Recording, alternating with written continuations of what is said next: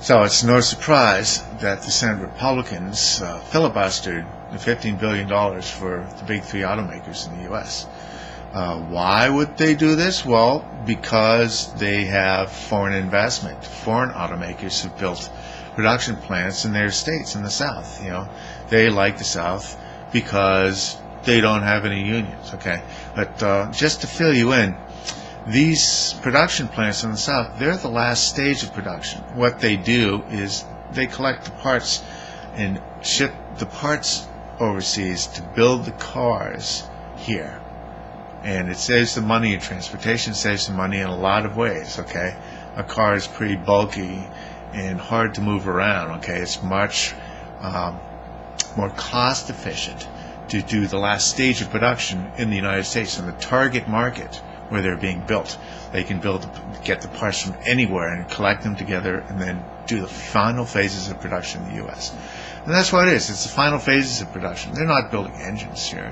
They're not designing stuff here. They're the final last stage of production, okay? The amount of industry that goes into building a car is much more than the final phase of production. And that's exactly what we'd be losing. We'd be losing all the design work. We'd be losing the manufacture of parts. We'd be losing the manufacture of so many different things that go into building cars besides the last phase of production that the South has, okay? So letting the big three go under, it would be absolutely devastating to the industry in the United States. The estimates are 3 million jobs. I believe it. There is so much that goes into building a car besides the final phase of production that they have in the South, all right? We have an opportunity here. We have an opportunity to restructure the automakers to build cars that people need, all right? That people are going to need. Cheaper cars, fuel-efficient cars, not these huge monster trucks and, SUVs that they've been selling during halftime that guzzle gas, People don't need those. We knew about it in the 70s. In the late 70s, we knew that we were headed for trouble with oil. But we just collectively forgot about it. Reagan was our forgetter-in-chief. He was famous for forgetting a lot of things, but probably the most significant thing was his wheeling and dealing with Saudi Arabia to get them to forget the whole oil embargo and bring things back to the way they were. Well, I got to tell you, I, for one, am not anxious to go back to the way things were, all right? We need to retool our auto industry to make cars that people need, all right, to be more conscious of what it is we're doing. So, I am in favor of restructuring the big three. Exactly how that's done, a lot of details need to be worked out. They should not be given license to go off and do what they were doing, because what they were doing was obviously very short-sighted and wrong, all right?